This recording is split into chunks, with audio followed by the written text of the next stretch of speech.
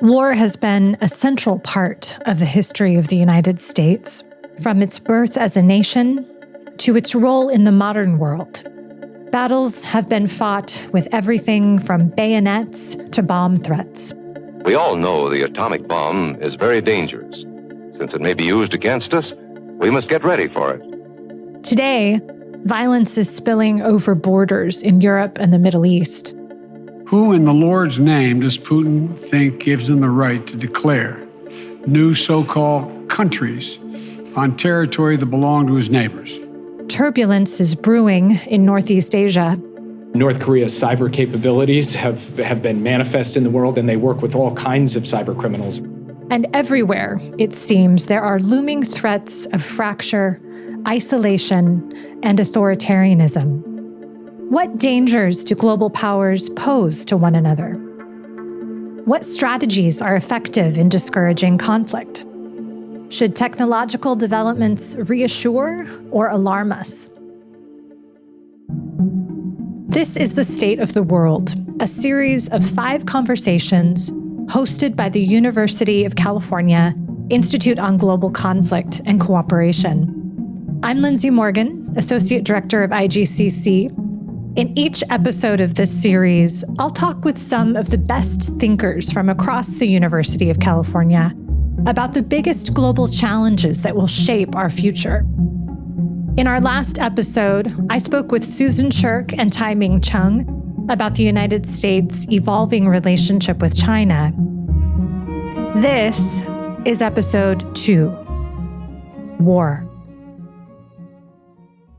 To take on the subject of war in the past, present, and future, I sat down with 2 people who have spent their careers studying national security.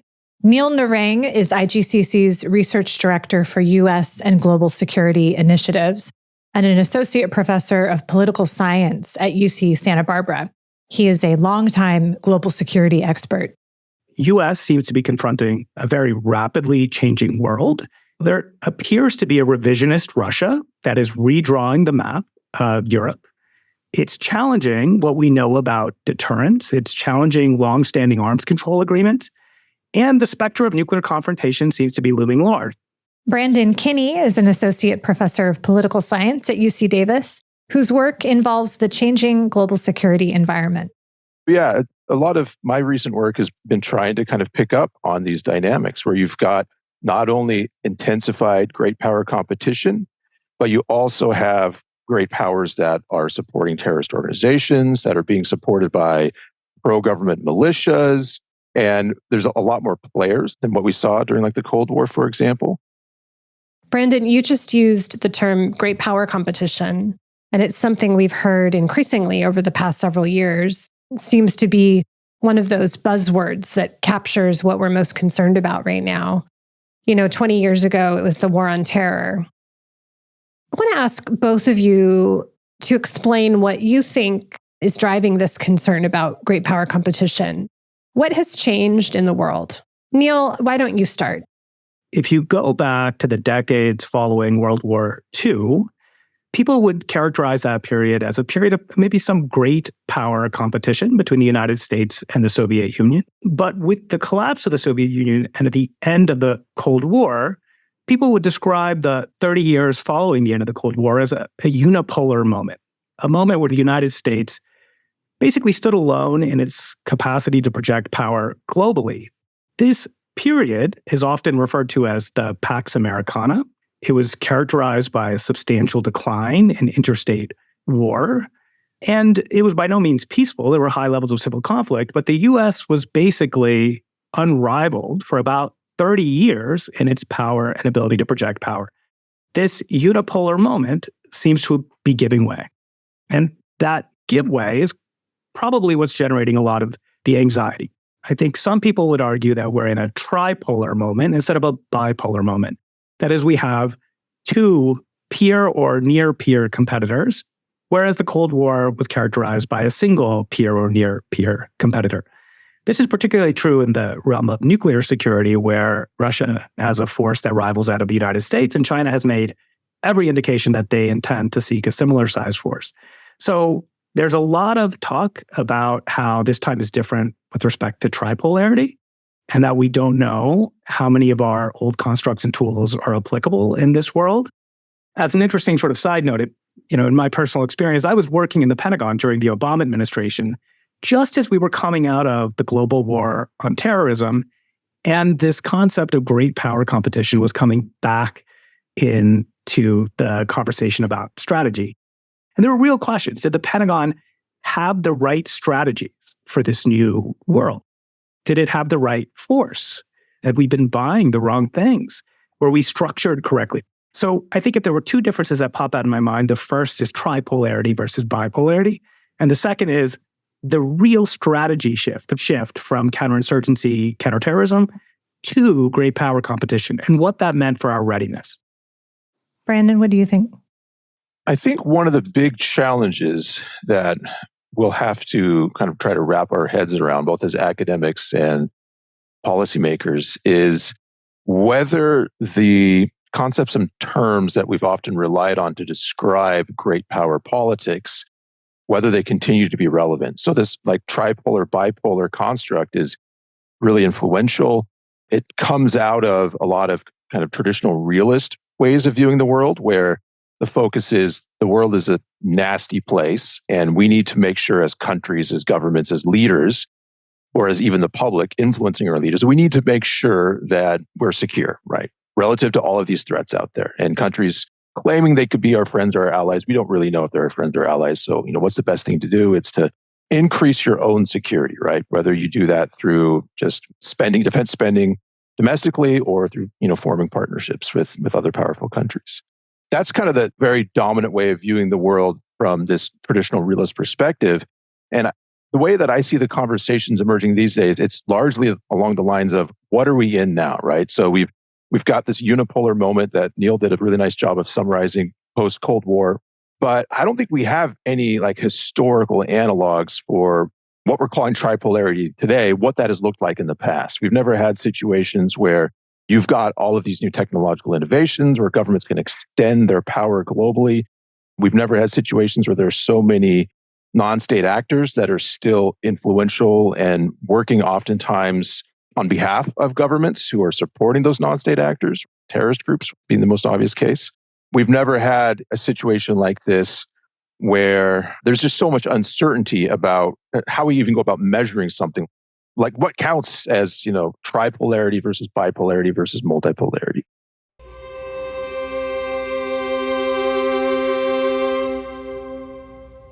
I want to ask you both about Russia's war in Ukraine. Before February 24th, 2022, which is the day that Russia invaded Ukraine, the idea that a major power like Russia could invade a country like Ukraine and get away with it seemed unthinkable. But it happened. And I want to ask you both, how has Russia's invasion of Ukraine changed your thinking about international relations, or has it? I think we're still digesting what the war in Ukraine means. Pick your Sunday talk show, you'll get a different answer.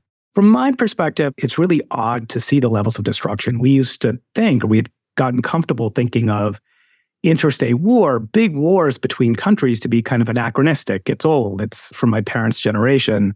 But here we're seeing two countries fight a real intense war that's triggering alliance commitments, and the destruction is really something to behold. So what I think the war has become, in part for the U.S., is a test of how resolved the U.S. and U.S. people are to defend an ally in far-flung parts of the world after a commitment to doing so. And I think there's some uncertainty about whether the U.S. is willing to do that. And I think it's fighting hard to show that it is, lest its alliance commitments worldwide come into question. What makes it so intense is maybe like the Yugoslavian war before, where Clinton could not put boots on the ground lest war support for the war would evaporate. Biden, too, is constrained. He cannot put U.S. troops in harm's way, or else support for the war will dissipate. What he's doing instead is flowing as much military aid in as possible. And the Ukrainians are mounting a very dogged defense. And they're doing it with the effort and the assistance of basically all of Western Europe and the U.S. flowing military aid in. So the war is far more intense than it ever would have been in the absence of this larger geopolitical strategic struggle over whether alliance commitments by the US and the West are actually credible. Russia, for its part, I think is trying to signal that it's capable of carrying out a war like this. In the initial stages, they were embarrassed, I think, by some logistical failures that made it such that they suffered some embarrassing defeats. I think what they're trying to prove now is that there's a referendum on their capabilities to fight a conventional war.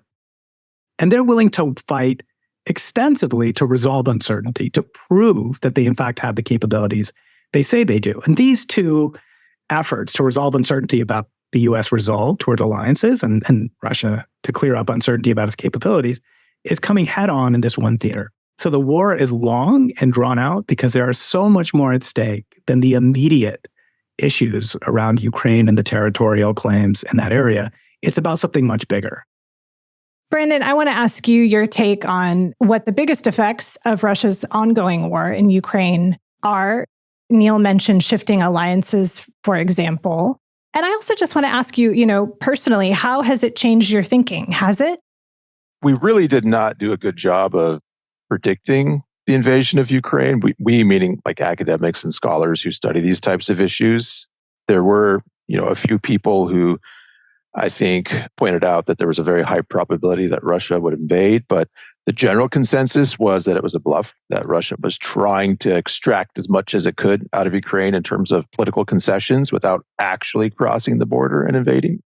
I think there's two basic stories we can tell there. One take is that this violates international law, violates the UN Charter, and kind of puts the nail in the coffin of that post-World War II liberal international order that the United States benefited from so much and played such a role in establishing. I think that's one take. Another take, kind of the opposite take, is we have seen countries invade one another plenty of times, even during this so-called post-World War II period of liberal order. So Soviet Union in Afghanistan, or Soviet Union in Hungary, or United States in Vietnam, right? And they had pretty dramatic effects in terms of potentially emboldening other countries to do similar things. So there's arguments that the Soviet invasion of Afghanistan was potentially enabled by the US invasion of Vietnam. But at the same time, they were relatively contained. And so I think the big question is, do we have something that looks more like those limited situations that were just kind of great powers seeing what they could get away with? Or do we have something that's more like Spanish Civil War, where it's a kind of a dress rehearsal for a large-scale conflict down the road? And I don't think it's clear to anybody at this point which situation we're in. The war is dragging on, and I think there's no sign of it abating soon. But at the same time, it hasn't expanded to involve other major players aside from providing, military aid and weapons and other forms of support.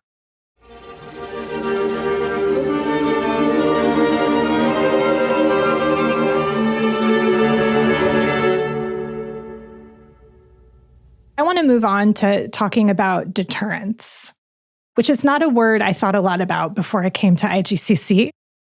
The ability to discourage a country or an adversary of any kind from taking an action that you don't want it to take is called deterrence, essentially. In thinking about Ukraine, one of the central questions, as we've already talked about, after Russia's invasion was, why couldn't we prevent this from happening? So I want to ask you a couple questions embedded in this question.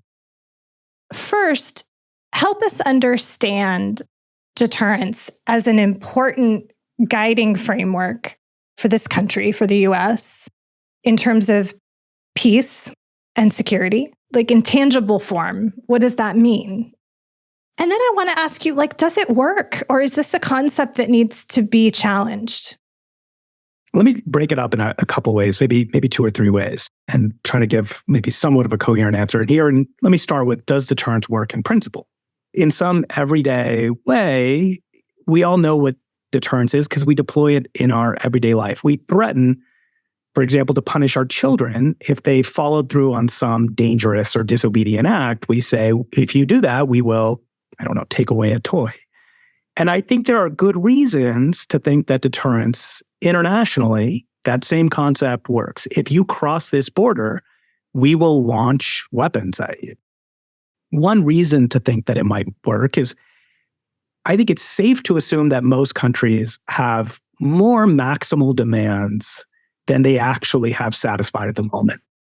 Every country wants more of something, more than their current borders, more from a trade agreement.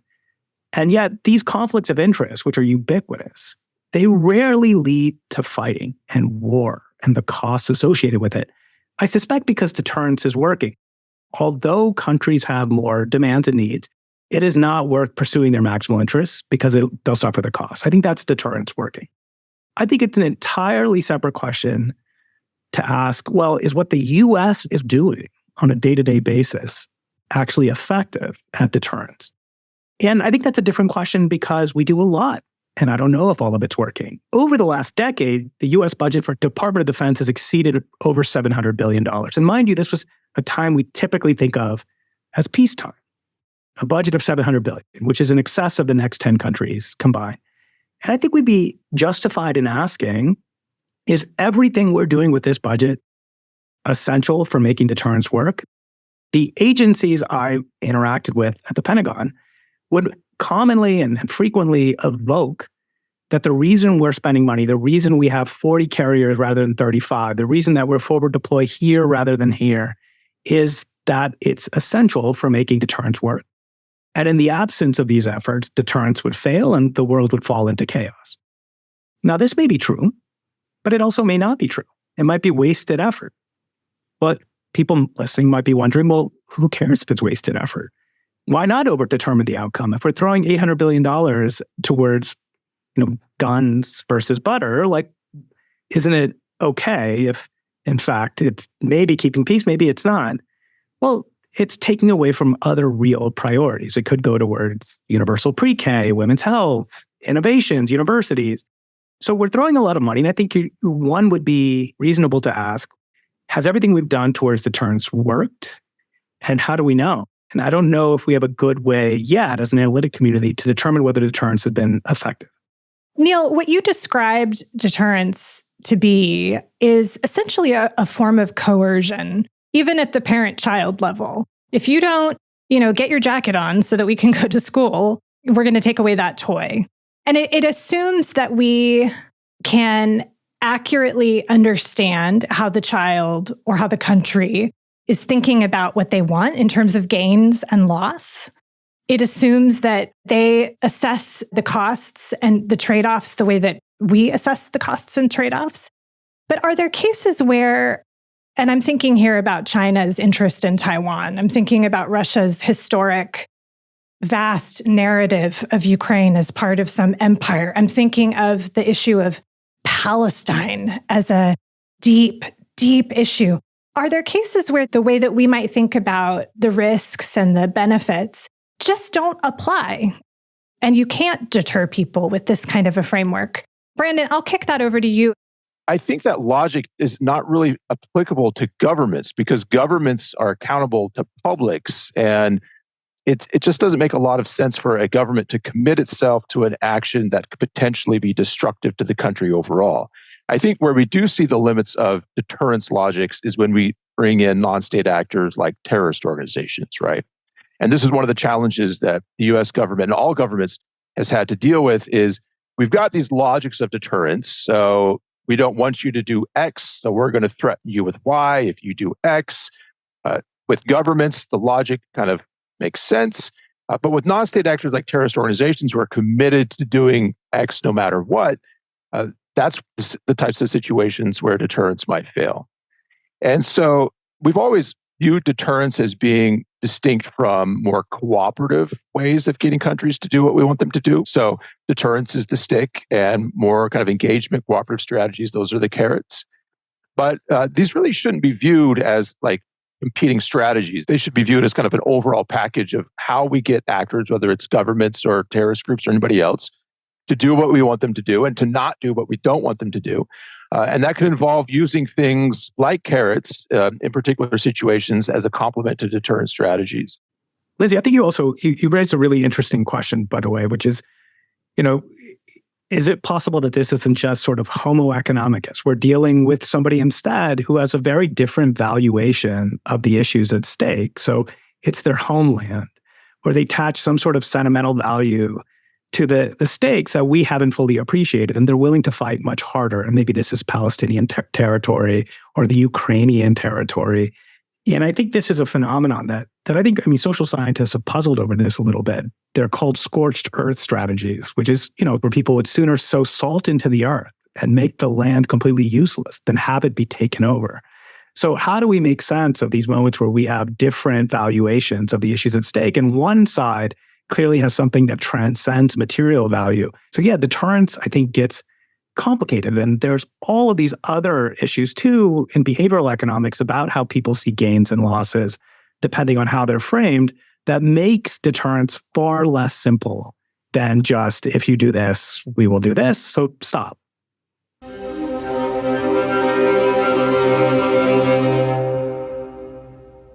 want to ask you about technology, which is something near and dear to IGCC, which is the sponsor of this podcast. We have done a lot of work over the years on the nexus between security and technology.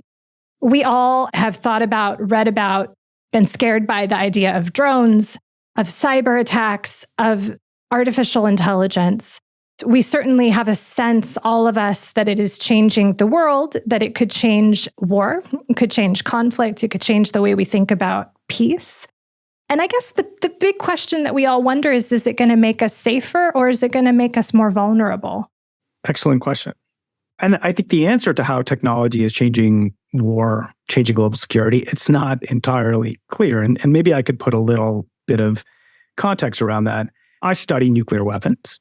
And in nuclear weapons, we see how a single scientific or technological breakthrough can fundamentally alter global power relations, right? It would be difficult to tell the story of international relations over the last 75 years without making reference to the advent of nuclear weapons, how a single technology fundamentally reshaped it. But it wasn't just nuclear weapons. Technology has always played a role in international politics. You can go back to ballistic missiles on submarines, aircraft carriers, even the longbow.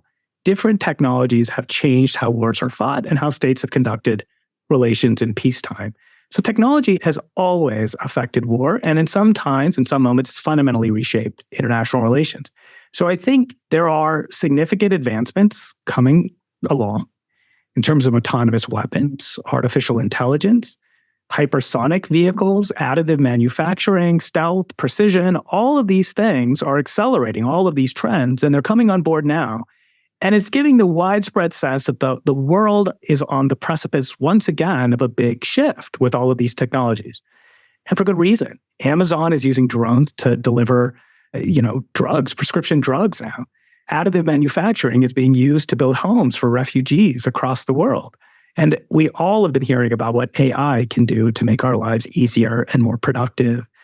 But there are, of course, risks as well. These new technologies have sparked really intense interest, particularly from the Department of Defense, because each of these technologies have consequences for cyber warfare, electronic warfare, the ability to manufacture even things like nuclear weapons parts, how autonomous systems will change the pace of decision-making. I remember Secretary of Defense Chuck Hagel said that the rapid development and proliferation of these capabilities represent a clear and growing risk to the United States. So I think the anxiety is that the diffusion of these technologies will allow regional powers and non-peer powers to be able to act as if they are as powerful as states. They don't need the same size army or personnel if a lot of it is mechanized. So what's happening now is these technologies, primarily coming from the commercial sector, may be reshaping war in a lot of ways. I would add, for every technology that fundamentally reshapes world politics, there are others that held the promise to, but didn't. So for example, chemical warfare. Chemical weapons were thought to fundamentally, they had the possibility to change international relations, but we quickly learned that they're not as useful as battlefield weapons as we thought. On the other hand, technology we thought were relatively benign, like barbed wire, fundamentally reshaped how wars were fought. So to the question of how is emerging technologies going to change international politics, I don't think we know yet. It could be some of these technologies will be like nuclear weapons, some of them may be duds. I share Neil's, or what I sense is a little bit of skepticism on Neil's part in terms of the overall impact of at least the technologies that we're currently seeing emerging. So there's clear examples of actors, whether they're small governments or non-state actors, getting more influence because of access to technologies like drones, for example, right? So you've got like Houthi rebels in Yemen, and there's numerous examples of countries using drones to get a little bit more leverage militarily than you would think they would have. And then in the cyber domain, North Korea is active in using cyber attacks, for example. Israel has plenty of well-developed military capabilities, but it's been able to up its game even more because of its facility in using cyber technology. Despite all that, we still are primarily in a world where cyber attacks are mainly used as kind of a sophisticated form of espionage, more like intelligence gathering than as a weapon. In Ukraine, a lot of the fighting is occurring in the form of like trench warfare, right? Trench warfare and minefields and tanks, and it looks very World War I-esque. And so it's really unclear, despite the fact that you've got a lot of automation now, you still need humans in close geographic or physical proximity to a lot of the new tools that are being deployed on the battlefield. And that means potential losses of human lives. And so until you get to the point of like fully autonomous weapons, which is definitely a realistic possibility, that's not science fiction, that could happen. Until you get to that world where you actually have autonomous weapons fighting on the battlefield, you're still going to have humans involved to the extent that there's a substantial loss of human life. And that old school mode of fighting that we've seen for about 120, 130 years is still likely to be the primary form that wars occur.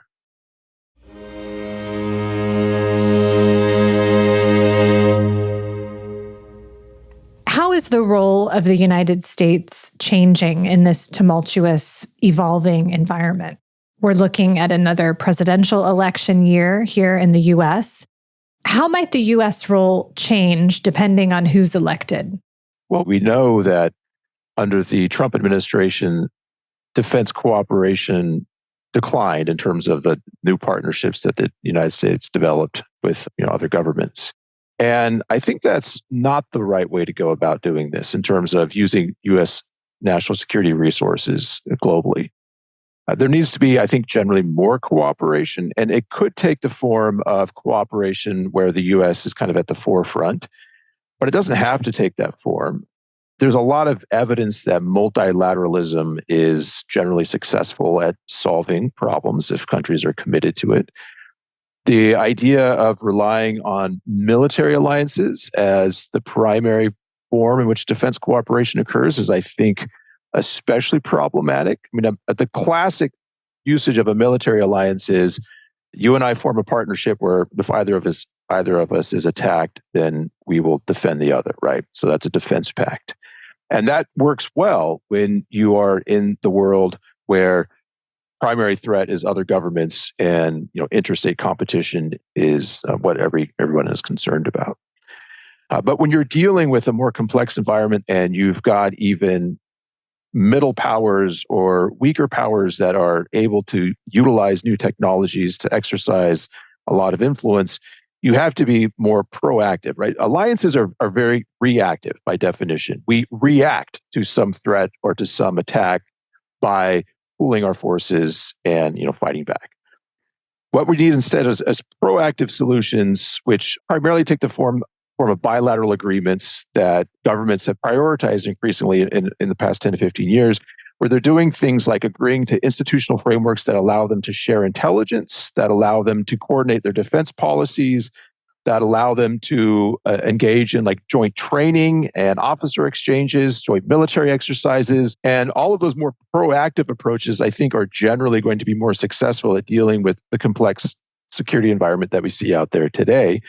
But right now, there's a lot of these types of agreements being signed, but there's not a whole lot of evidence that countries are following through in terms of, they're saying things like, let's share the intelligence, let's coordinate our defense policies, let's have more training and joint military exercises, but the follow through isn't necessarily there. And so I would hope that for a new administration, whether it's Biden 2.0 or Trump 2.0, or maybe somebody else 1.0, I guess we don't technically know yet, right?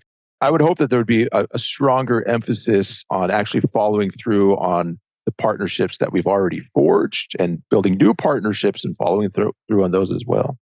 U.S. foreign policy has never been one thing. It's never been driven by one perspective. We've had long periods of isolationism in which the United States chose not to get involved in global affairs. And then we've had periods of deep global engagement where U.S. leadership was championed.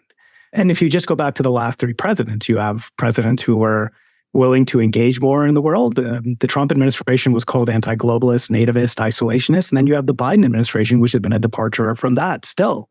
So the U.S. role in the world has changed constantly from administration to administration, and it's administration sensitive.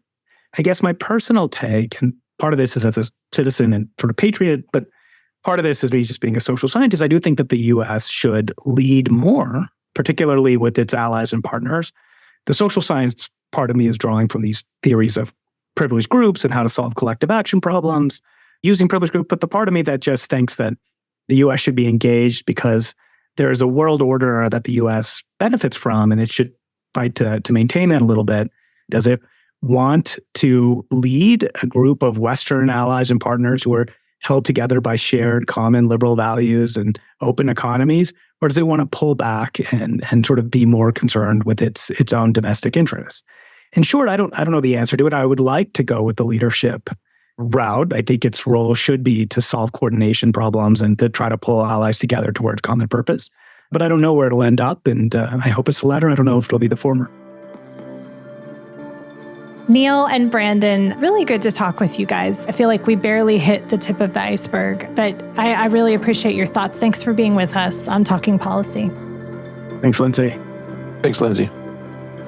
In the realm of war and peace, what seems to define where we are today is uncertainty. The only thing that is clear is that the world is changing, and that there are no obvious guideposts or historical analogies to pave the way. In our next episode, we will turn to the topic of climate change, another key challenge defined, at least in some respects, by uncertainty. I'll speak with 2 climate change experts from the University of California about where we are, how we got here, and what the solutions are. Thanks for listening to The State of the World, a special mini-series from Talking Policy. I'm your host, Lindsay Morgan. This episode was produced by Anna Van Dyne, production manager, Gabriella Montequin, mixing and sound design by Alex Brower. Our production partner for this series is Citizen Racecar. Talking Policy is a production of the Institute on Global Conflict and Cooperation at the University of California. Subscribe wherever you get your podcasts.